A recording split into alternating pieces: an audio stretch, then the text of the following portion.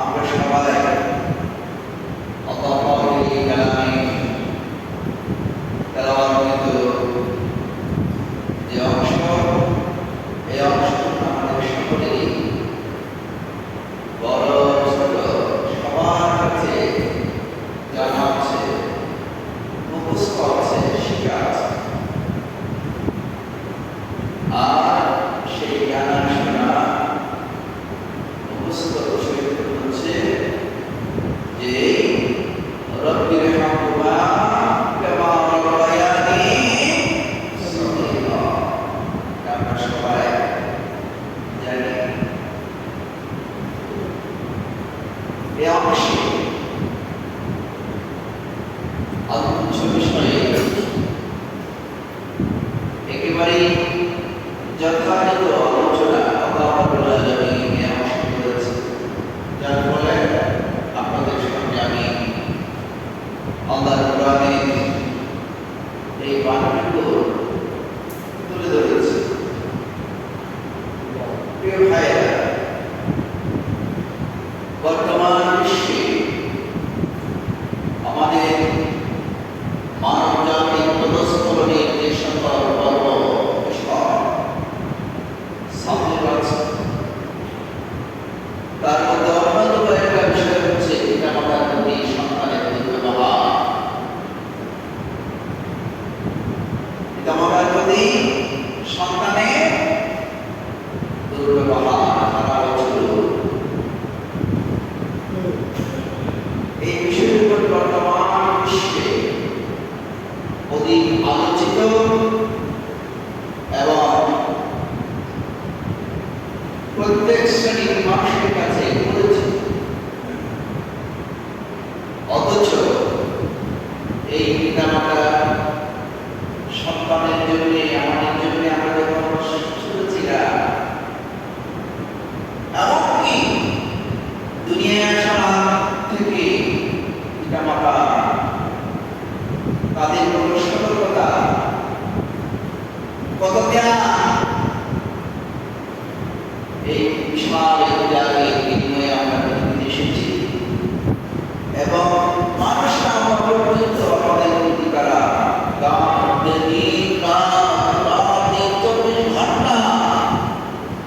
লাগাতার সময় দিয়েছে।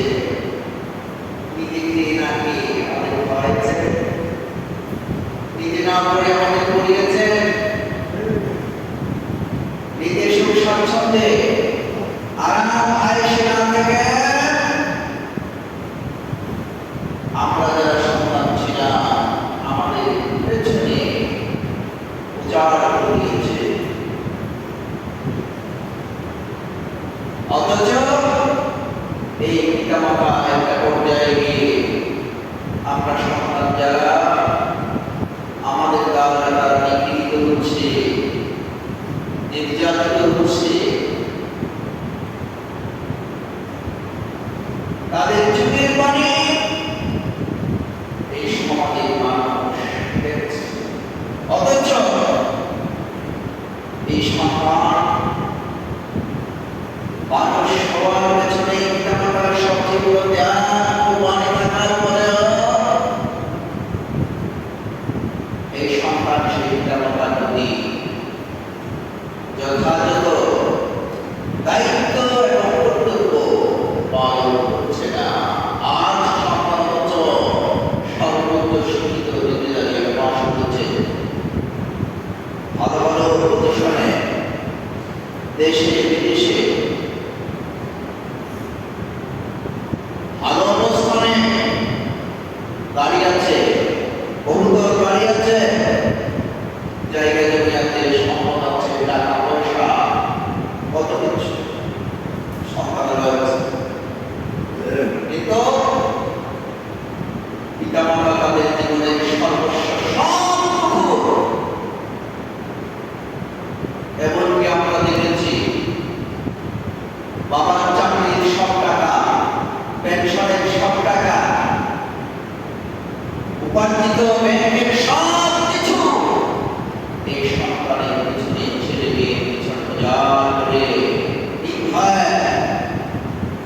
কোনো ধরনের কার্যকর্তা না করে খরচ দিয়েছে, শেষ করে দিয়েছে।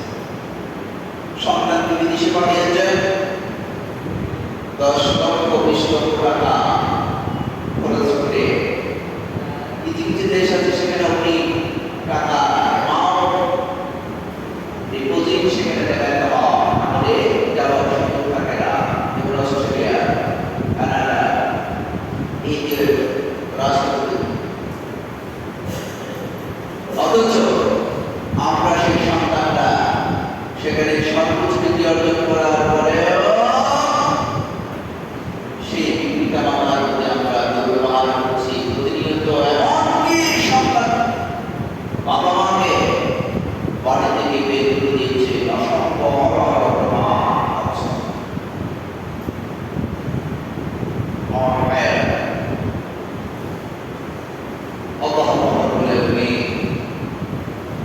পবিত্র কোরআনের সূরা বলেছেন হচ্ছে যে তিনি বলছেন আউযু বিল্লাহি মিনাশ শাইতানির রাজীম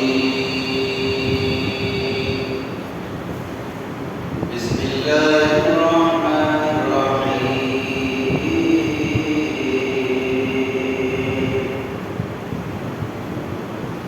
ওয়া ক্বাদা রাব্বুকা আল্লা তা'বুদু ইল্লা ইয়্যাহু ওয়া বিল ওয়ালিদাইনি ইহসানা। এই কথা চূড়ান্ত হয়ে গেছে যে সৃষ্টির সকলে মাত্র করতে গিয়ে একমাত্র আল্লাহ রাব্বুল আলামিন যদি সৃষ্টি করেছে তার জন্য উপকারের জন্য হবে ইবাদত, গোলামি, দাসত্ব, কথা শোনা, আমল করা, মানা একমাত্র একজনের হবে, তিনি হচ্ছেন আল্লাহ রাব্বুল আলামিন। এই যে আমরা কথা বলছি করে না লা ইলাহা ইল্লাল্লাহ মুহাম্মাদুর রাসূলুল্লাহ। এই কথা আমরা উচ্চারণ করি, এই কথা আমরা বিশ্বাস করি, এই কথা আমরা ধারণ করি। এই কথার অর্থ কি জানেন? সৃষ্টির যত কিছু আছে,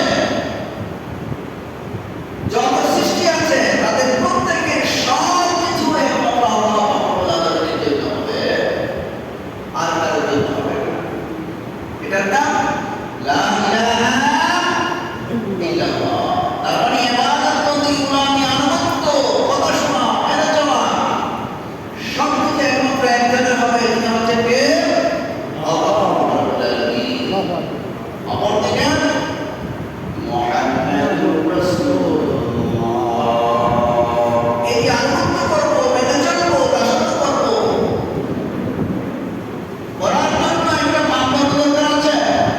কিরকম করে করবো, কার অনুসরণ করবো, সেদিন আল্লাহ রাব্বুল আলামিন সাইয়্যিদুল আম্বিয়া জনাব মুহাম্মদ রাসূলুল্লাহ সাল্লাল্লাহু আলাইহি ওয়াসাল্লামকে মানদণ্ড হিসাবে তামাম পৃথিবীর সমস্ত সৃষ্টির জন্য, বিশেষ করে এই মানুষ এবং দানব জাতির জন্য আল্লাহ রাব্বুল আলামিন আল্লাহর কোরআনকে মানদণ্ড করে শ্রেষ্ঠ এবং শেষ নবী হিসেবে এই জমিনে পাঠিয়েছেন।